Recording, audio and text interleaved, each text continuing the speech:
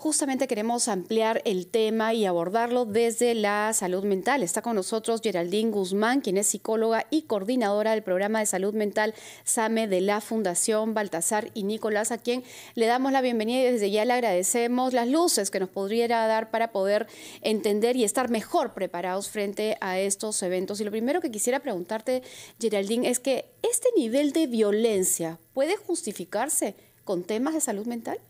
Muchas gracias por hacerme esta pregunta. Es una pregunta que creo que muchas veces nos tenemos en miras porque pensamos que estas personas que cometen este tipo de crímenes, muchas veces porque quizá pensamos que nosotros jamás podríamos hacer algo así, no se nos ocurre por la cabeza que pueden ser personas que estén teniendo alguna patología en específico. Pero ninguna patología realmente explica que exista violencia contra las mujeres. Entonces, concretamente, esto no se justifica por aspectos de salud mental. Este tipo de violencia, este nivel de violencia, no se escuda, digamos, en aspectos de salud mental. Exactamente, ¿no? Cuando hablamos de salud mental, muchas veces estamos hablando de aspectos como si la violencia fuera algo que se tratara de manera distinta. Pero la violencia es un problema de salud mental, no en tanto que es el problema de la persona, sino que es un problema que no se ha trabajado anteriormente desde el Estado, desde distintas formas que podamos hacerlo. Y lo que ha terminado pasando es que se ha adjudicado como si fuera un problema de salud mental de la persona, en lugar de pensar que es un problema de salud mental de nuestra sociedad como conjunto, que hace que ese tipo de casos puedan continuar pasando y no tengamos realmente mayores consecuencias ante este tipo de actos. Noemí.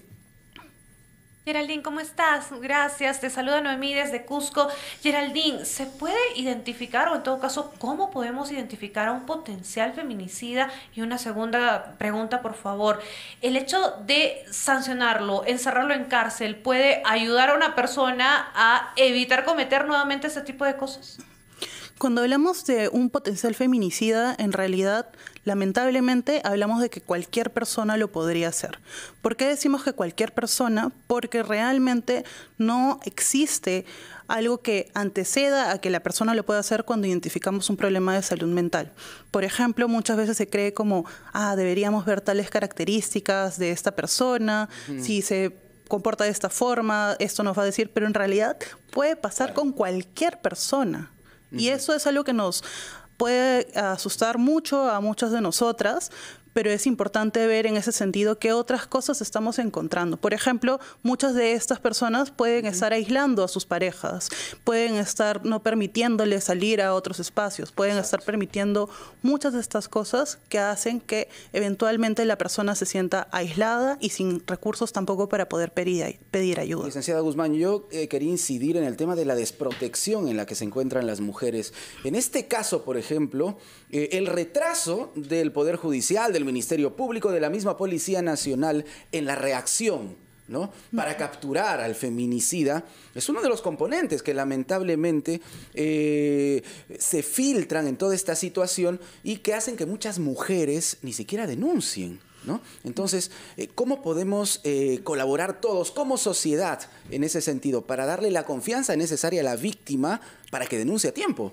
Precisamente cuando hablamos de este tipo de situaciones, el primer paso es creerle a las víctimas. El primer punto es creerle porque precisamente muchas de estas personas pueden comentar a personas cercanas, a sus familiares, a sus amistades, esto me está pasando con mi pareja, y muchas veces no les creen.